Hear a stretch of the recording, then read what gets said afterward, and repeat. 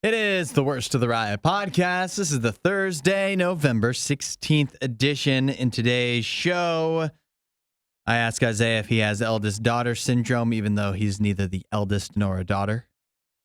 We also talk about a horse emergency that took place on a plane recently. As well as Chuck E. Cheese taking something away that I don't think anybody was appreciating anyway. Will it be missed? As well as what you should do when you get divorced. Is it appropriate to show some rage? And more importantly, to pay to express that rage? All good questions. Good show today, of course. So enjoy, and we'll catch you next time. See you guys. You won't hear a show like this anywhere else. And that's probably for the best. The Worst of the Riot. Radio U. I bet you didn't know this could happen. Did you know that a horse could get loose on a plane? I didn't even know horses were allowed on planes. I didn't either. This one was in the cargo hold. I guess there has to be a way. Horses have to be able to get overseas, right? Yeah. Sometimes people need to transport them that way. Sounds expensive, but yes. Yeah. But I guess if you did it by ship, the only other way, right, it would take a really long time. And so I guess it just makes sense that horses need to fly sometimes. But on this particular flight from JFK Airport in New York to Liège, Belgium, somehow one of the horses that was down in the cargo hold was able to get loose. I don't even know how they go about like tying up. Do they have like a stable on planes, or is it like a really big like dog carrier? It's got to be, maybe they just tie him up. Just tie him to like a pole or something, or like a heavy suitcase. You think that the horse would be like sedated a little bit for this trip? Yeah. Like he would have some, like they would have some pill or something. Horses don't understand. You'd think it'd be very panic inducing. Well, I know that they even do that for some dogs if you travel sometimes. Yeah. They'll like give them like a pill and they'll just be tired for the ride. And then when you get there, they'll be okay.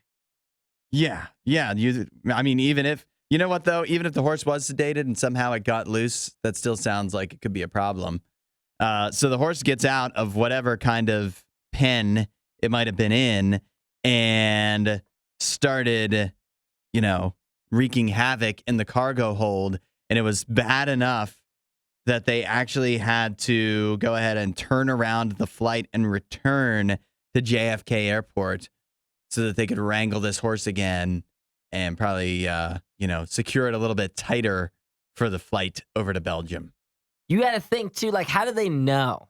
I was wondering that, because normally you wouldn't need somebody to, monitor the cargo hold, right? But maybe because they knew a horse was down there, they were, keeping an eye on it. Or maybe there was a camera. Oh, a camera. I'm thinking a camera. Yeah. And they saw the horse, doing wild things down there. Maybe there's a guy. Maybe for long enough flights like this one or flights with horses, there's a guy. There's somebody that gets paid to sit down there, and every time he's got a book, and he's like, I can't believe I have to do this. I'm pretty Nothing sure. ever happens down here in the cargo hold. I have to sit down here all alone. And then this time, finally, having that paid position paid off. I'm pretty sure the cargo hold can get really hot and really cold, can it? Well, not too hot or cold for a horse, apparently. Yeah, but that horse has different levels of coldness and hotness than a human being does. They're a little tougher than we are. If they kept it really cold, all of your the things you bring on the flight with you down there, your suitcase, wouldn't it come out freezing cold? Or yeah, and some of your stuff would melt if it got really hot. That's what they say. I've never experienced that. That's what if you do any research, they say if you're talking about pets traveling, they say that it gets really hot and really cold in there. So if there was a guy sitting down there, he would not like it. It bundles up. What about this then? What if the way that they figured it out? I like to picture this. I like to picture that everybody is up above, in the flight, because the cargo holds down below, right? And there starts to be a murmur through the cabin of you hear that? And it's like a clip clop sound underneath. Yeah, and the horse is galloping such a degree that it's loud enough that everybody above can hear, and eventually, someone's got to go down and take care of it. Yeah, that would be a better story. Yeah. I'm glad that they didn't do the typical thing when horses get out of line and put it down. But I am.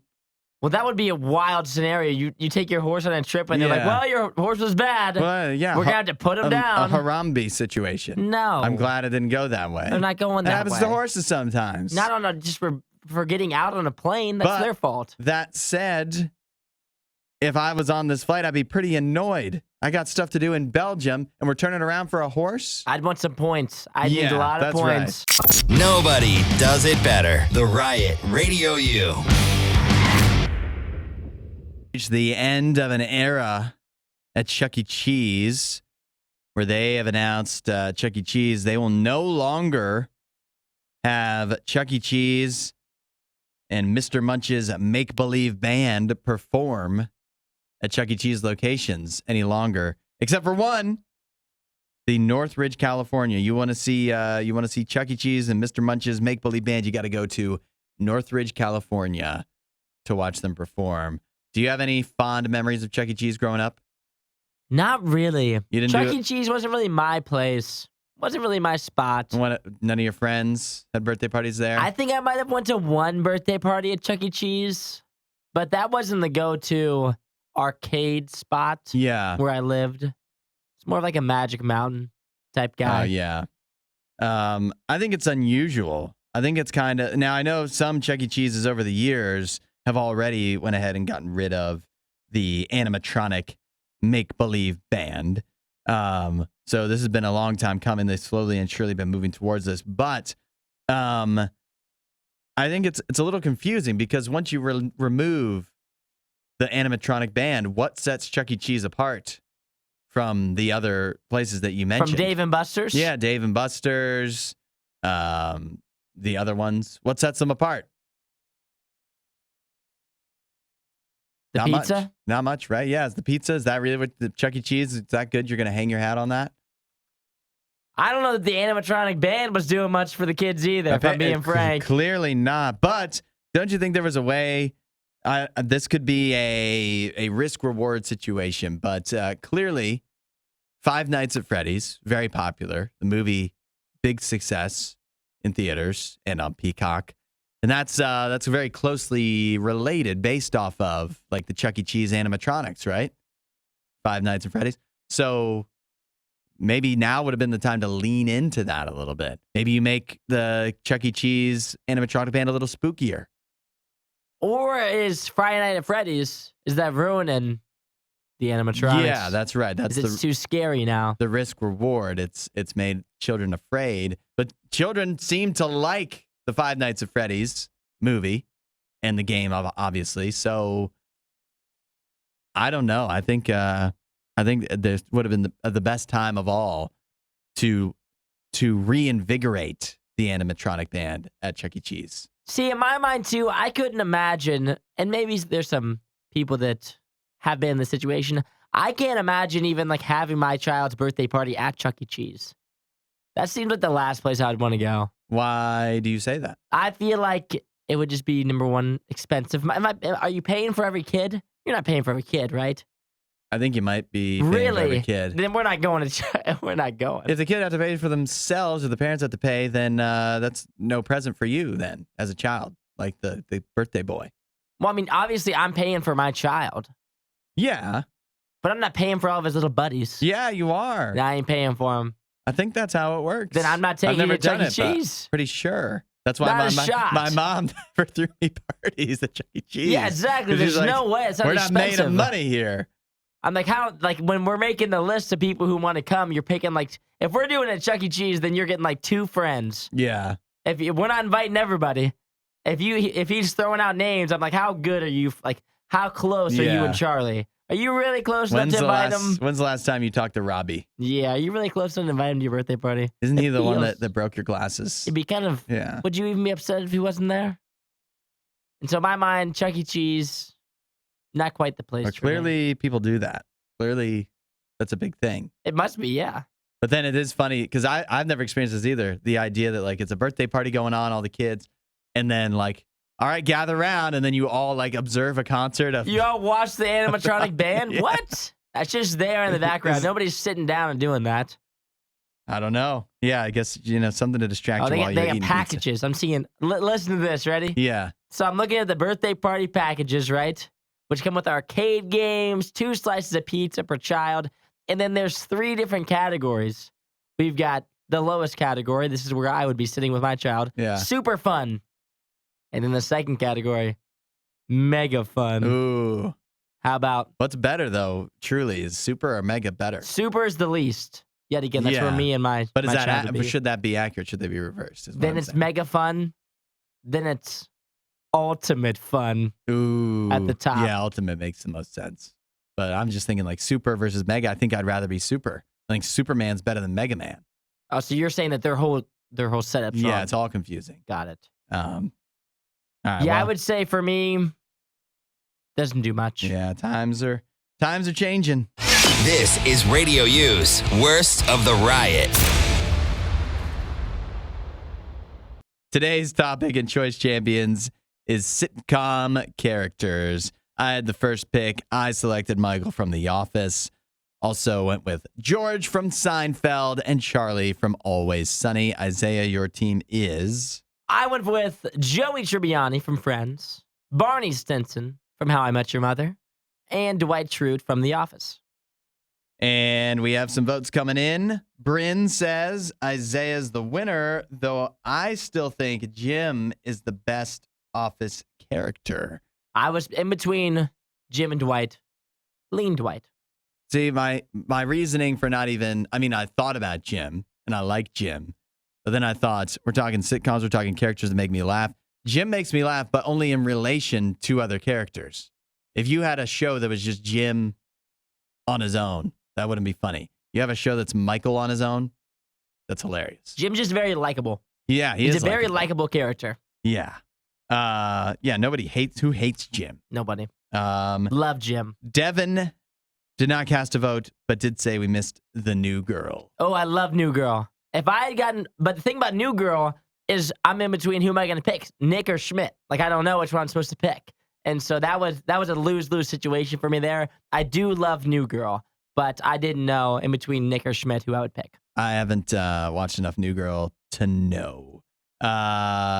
Aaron says Bears beats Battlestar Galactica. I can't talk. Wait for it. Isaiah wins. Wait for it. Here it comes. And Aaron also says we missed Ron Swanson from Parks and Rec.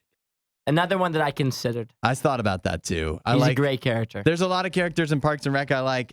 I don't think there's any that are either prominent enough because we mentioned Purd on the show yesterday. I love Purd. I love Jerry. A lot of good characters, but I don't know if they're good enough to actually make. If we are ever going to have a Choice Champions where we extended it to more picks, today would have been a good day for that. Chris votes for you. Amanda votes for you.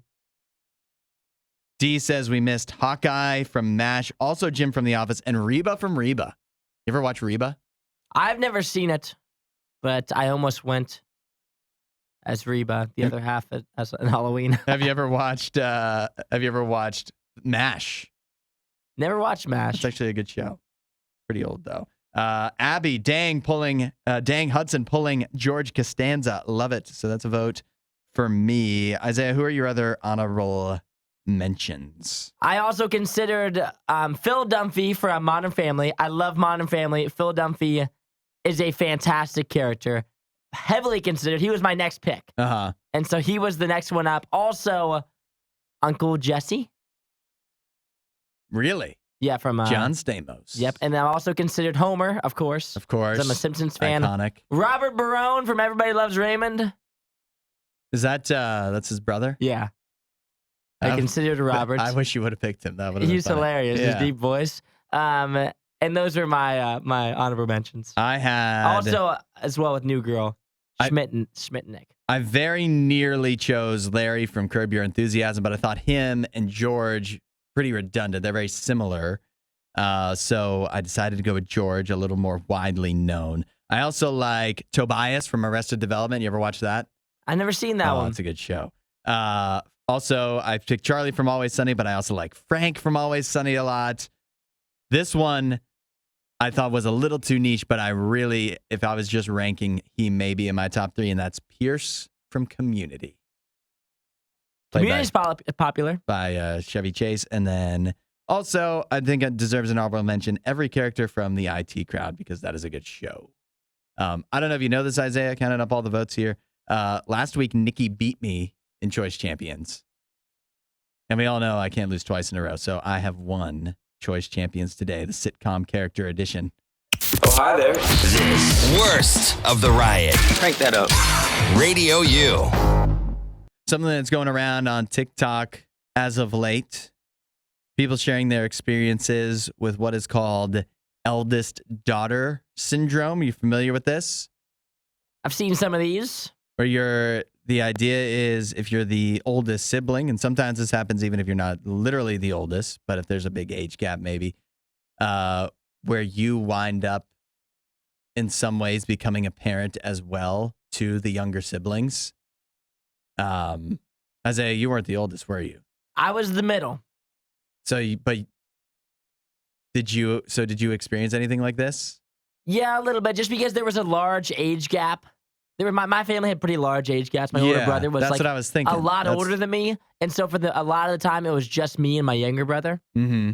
And so then I felt like the older sibling. I was the older sibling to him, I guess. Yeah. And then my older brother was like at college while we were like growing up. So did you think you had to parent him a little bit? I mean, I had to look after him, of course. Yeah.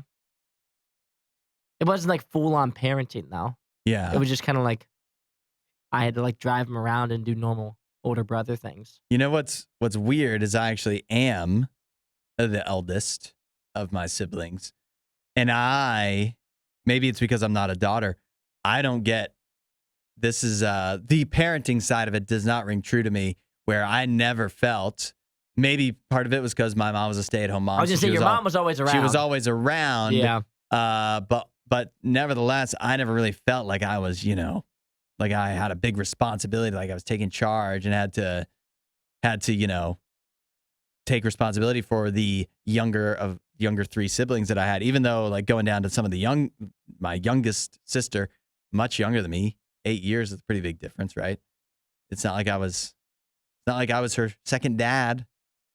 But maybe that's also, I was thinking, maybe that's just because I was a bad kid. I was a menace. I would not have been a good parent to them. So I didn't rise to the occasion. My parents knew they couldn't expect better of me because I would have not been helpful. See, the issue that a lot of this eldest daughter syndrome, the issue that they're having is what they say. My parents had drilled into my head to always be looking out for my younger sister, Yeah. to give her what she needs. I was taught to be very responsible at a young age, as well as I had a job and my driver's license before many of my friends.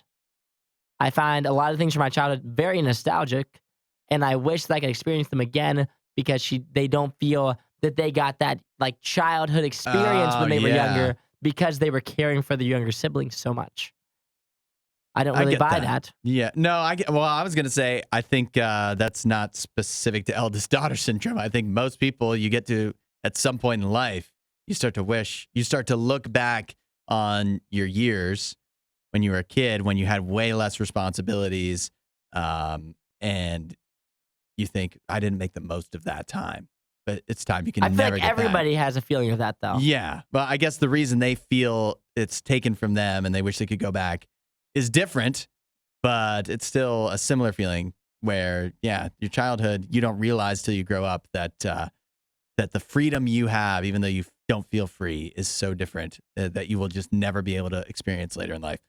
What do you think? How do you think your experience was different, even if you didn't have, you had a little bit of the eldest child syndrome, even though you weren't the eldest? What was different for you than for your siblings? For me? Yeah, do you have like different rules or stuff? My younger brother, by the time that he was older, it was just all different rules and stuff. But I don't know, there was a mixed bag. It was like sometimes they were like harder on him, sometimes they were easier on him. Yeah. There wasn't like a true, a lot of people say like, oh, my brother had it the easiest. Yeah. A lot of times. Or my youngest sibling had it the easiest. It seems like the youngest one gets obvious because the parents are weary and tired and older, and they feel also like we tried with the other ones and it still didn't work out that well. So what's the point of trying with the youngest? I don't know.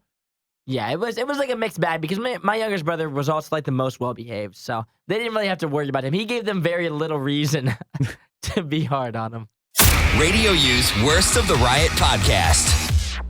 Obviously there's a lot of money in wedding planning. Just the wedding industry, a huge industry. But in China, it turns out that the divorce industry is also taking off a little bit as well. Check this out.